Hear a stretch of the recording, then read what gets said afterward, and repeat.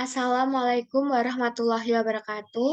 Perkenalkan, nama saya Mayang Apriliana Dwi Andini, NPM 2101020035 dari kelas 21 Akuntansi B. Di sini saya akan memberikan tutorial mengenai bagaimana cara menggunakan pivot table untuk membuat laporan keuangan. Sebagai contoh ialah cara membuat buku besar.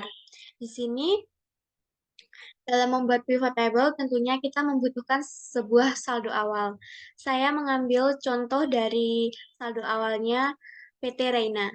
Di sini, di saldo awal ini, isinya mengenai nomor akun, lalu mengenai nama akun, lalu debit, dan kredit. Setelah semuanya ditulis secara manual pada Excel, kemudian kita akan menotalnya. Di sini rumus penotalannya saya menggunakan rumus sum.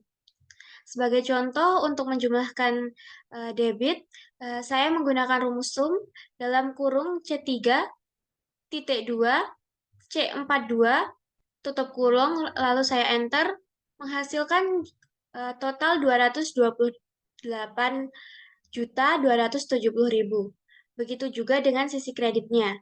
Hasilnya ini sama, berarti di saldo awal totalnya itu balance. Lalu untuk selanjutnya kita akan membuat jurnal umum. Pada jurnal umum ini kita akan mengcopy dahulu saldo awal tadi yang sudah kita buat di awal. Saldo awal ini kecuali total atau grand totalnya ini akan kita copy menggunakan rumus lookup yang ada pada Excel ke dalam lembar kerja jurnal umum. Setelah semuanya tercopy, selanjutnya di bawahnya seperti ini, kita akan memasukkan jenis transaksi-transaksi atau transaksi yang telah dilakukan oleh PT Reina. Di sini sebagai contoh ada pengeluaran kas dengan nomor transaksi BKK 01 dengan nomor akun 21213 yaitu salaries payable. Deskripsinya mengenai pembayaran gaji bulan Juni pada sisi debit sebesar 750.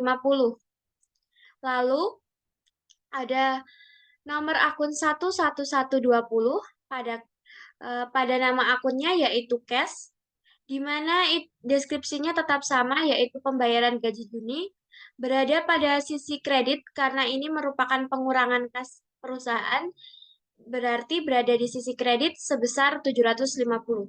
Sebelum masuk ke dalam itu, dalam jurnal umum ini terdapat data tanggal transaksi terjadi, lalu jenis transaksi, ada nomor transaksi, ada nomor akun, nama akun, deskripsi mengenai transaksi yang telah dilakukan, lalu ada debit, dan ada kredit. Sebagai contohnya tadi sudah saya bacakan seperti ini. Kita catat, kita tulis semuanya pada Excel sampai dengan transaksi pada akhir periode yang ditentukan. Lalu kita menotalnya pada bagian akhir seperti ini. Di sini total dari debitnya tetap sama, kita menggunakan rumus sum untuk debit dan kreditnya. Di sini menghasilkan 371.687.500 rupiah untuk debitnya. Untuk kreditnya kita sama, berarti pada saldo awal totalnya sama dan pada jurnal umum totalnya pun juga sama. Berarti laporan ini sampai jurnal umum bersifat balance. Lalu kita akan membuat buku besar. Buku besar itu tampilannya seperti ini.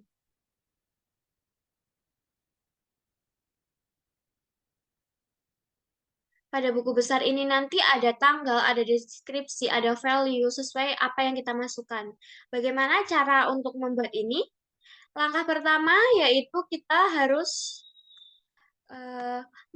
mengeblok dari sisi tanggal sampai ke sisi kredit, dari atas sampai bawah, kita blok semuanya. Lalu kita masuk ke tab Insert, lalu kita klik Pivot Table, icon Pivot Table ini, lalu akan muncul tab seperti ini, Create Pivot Table, lalu kita langsung klik OK, maka lembar pivot table akan muncul seperti ini. Inilah lembar pivot table yang akan kita gunakan untuk membuat buku besar seperti yang sudah saya tunjukkan di awal seperti ini. Ini akan saya pindahkan di sini.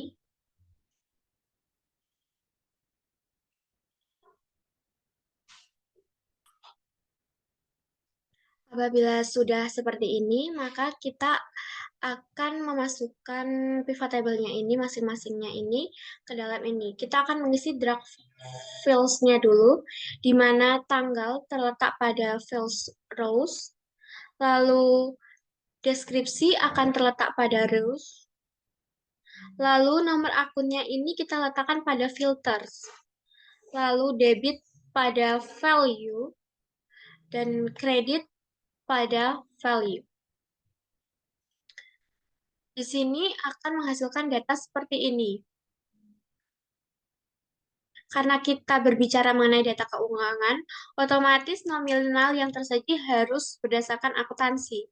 Di sini kita akan mengubahnya atau mengeditnya terlebih dahulu, di mana count of debit kita akan rubah menjadi sum of debit. Bagaimana caranya? Yang pertama, kita klik pada value ini, kita klik count of debitnya, lalu kita pilih value file setting, lalu kita pilih sum, kita number formatnya, kita pilih accounting, lalu kita oke.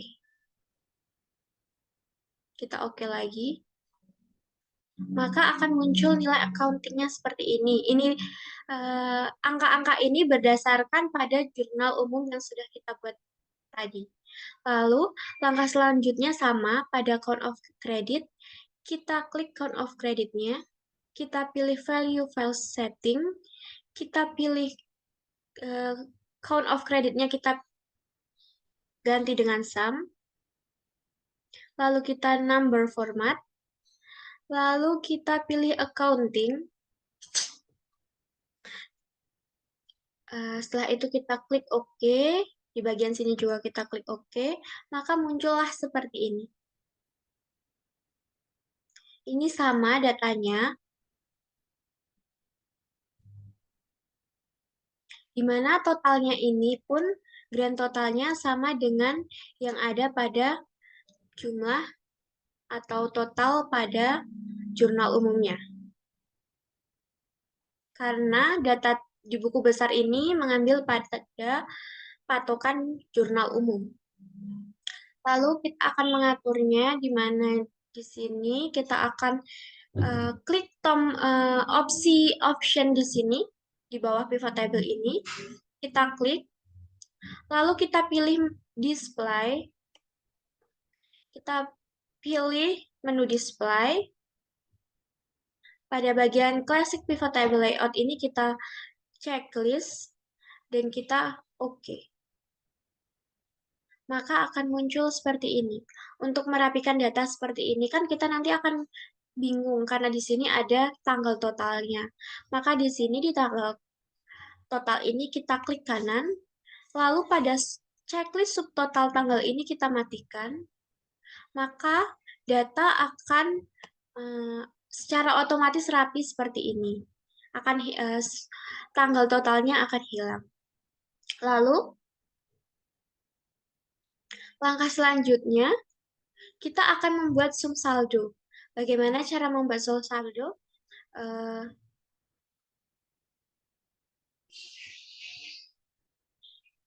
Langkah pertamanya itu kita klik Analyze, tab Analyze, lalu kita pilih File, Item, and Sets, kita pilih Calculate Files, lalu di sini kita tulis saldo. Lalu pada formulanya, kita ganti dengan debit, kita insert file, lalu dikurangi dengan kredit, kita insert file, Kita klik tombol add ini, lalu kita OK. Maka akan muncul seperti ini.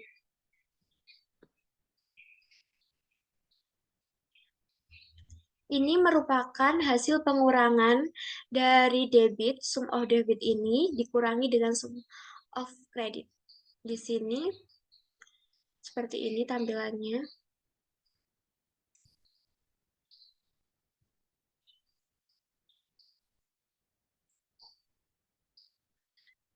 Maka tampilan buku besarnya itu seperti ini. Jadi seperti ini. Apabila kita ingin melihat berdasarkan nomor akun yang telah tadi kita masukkan pada filter tadi, untuk melihat per nomor akun, kita dapat melihat di sini, di bagian nomor akun all ini, kita klik. Lalu kita pilih, misalkan kita memilih untuk melihat pada nomor saldo, pada nomor akun 1110, kita klik ini, kita OK, maka muncul seperti ini. Ini merupakan transaksi yang terjadi pada nomor akun 111000. Apabila kita ingin memilih, seumpama kita ingin memilih ini 113301, kita tinggal klik, lalu kita pilih OK, maka muncul seperti ini. Ini merupakan eh, tampilan buku besar per bidangnya atau per nomor akunnya. Apabila kita ingin melihat dalam bentuk semuanya, kita klik tombol All, lalu kita OK. Maka tampilannya akan seperti ini. Ini tampilannya sama dengan yang telah saya tampilkan tadi, seperti ini.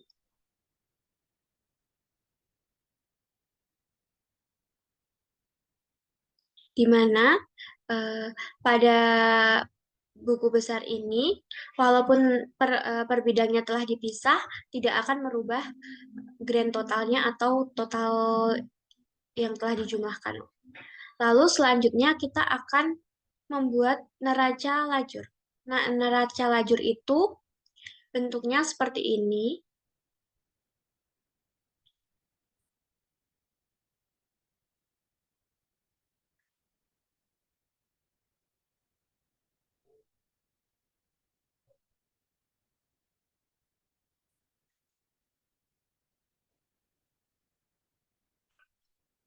Untuk membuat seperti itu, kita copy dulu buku besarnya dengan klik kanan, lalu pilih More of Copy, lalu kita pilih letaknya. Di sini before set berarti sebelum eh, lembar kerja yang mana. Di sini saya klik sebelum neraca lajur, nanti kita bisa melihat hasilnya. Lalu klik OK.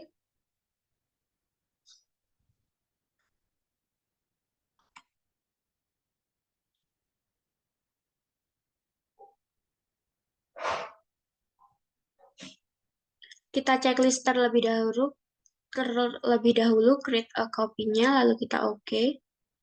Maka akan muncul lembar baru. Di sini judulnya buku besar kedua. Yang ini tadi yang pertama. Lalu di sini kita akan menambahkan neraca saldo. Kita tulis neraca saldo. Di sini ada debit. Kita samakan. Dan di sini ada kredit.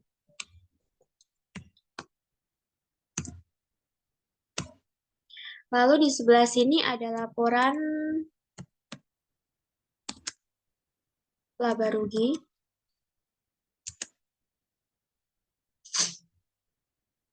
Di sini ada debit. Lalu di sini ada kredit.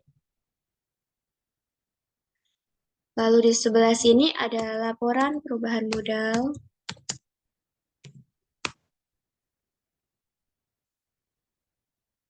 Kita tulis terlebih dahulu apa yang ingin kita masukkan. Setelah ini kita atur.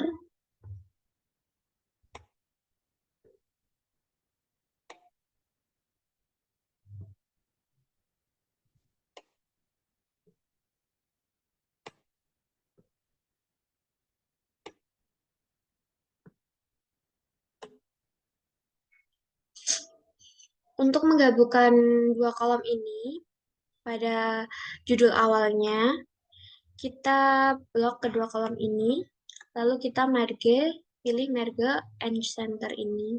Sama pada laba rugi dan laporan perubahan modalnya sama, kita merge and center agar dapat menjadi satu kolom. Seperti ini. Lalu, untuk memasukkan neraca saldo ini, dapat menggunakan rumus sama dengan ini. Kita klik saja sum sum of kreditnya atau sum of debitnya, lalu kita enter sampai ke bawah. Lalu setelah semuanya kita tuliskan rumusnya seperti ini, maka akan menjadikan laporannya seperti ini. Mengapa ini di sisi kredit? Karena ini sifatnya adalah minus, makanya dia di sisi kredit sebagai pengurang kasnya. Lalu, untuk laporan laba ruginya seperti ini.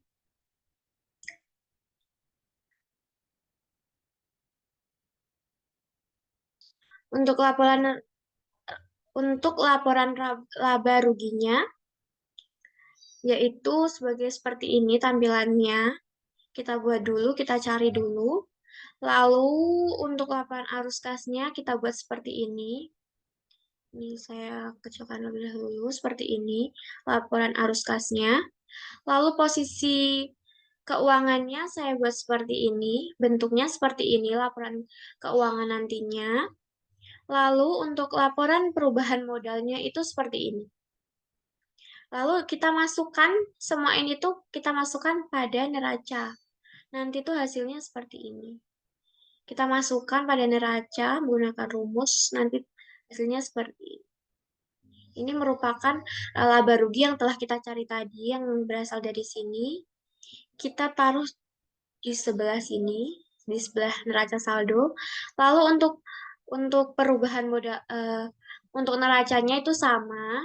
Kita masukkan yang di sebelah sini, kita masukkan pada neraca di sebelah sini.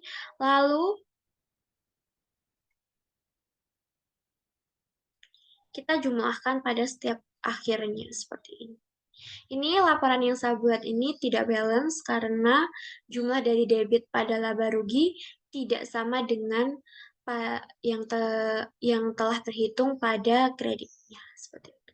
Selisihnya itu dapat dilihat dari pengurangan dari sisi debit dikurangi dengan sisi kredit. Untuk laporan neracanya itu balance dengan saldo. Lalu untuk neraca saldonya itu juga balance. Seperti itu. Untuk ini merupakan tampilan dari buku besarnya tadi setiap nomor akunnya seperti ini. Dapat dilihat seperti ini. Sehingga apabila nanti kita ingin mengetahui pada masing-masing nomor akun, kita dapat mudah mencarinya. Apabila nanti terdapat kesalahan pada pivot table ini, kita dapat memperbarui datanya pada jurnal umumnya. Umumnya kesalahan itu terjadi pada jurnal umumnya. Lalu setelah kita melakukan pembaharuan, misalnya tadi sudah terjadi kesalahan dan kita sudah ingin memperbarui datanya pada buku besar, kita cukup untuk masuk pada analyze, lalu kita refresh pada menu ini. Nanti buku besar itu secara otomatis akan melakukan pemrosesan dan pembaharuan data. Mungkin sekian tutorial yang dapat saya sampaikan. Kurang lebihnya saya mohon maaf. Wassalamualaikum warahmatullahi wabarakatuh.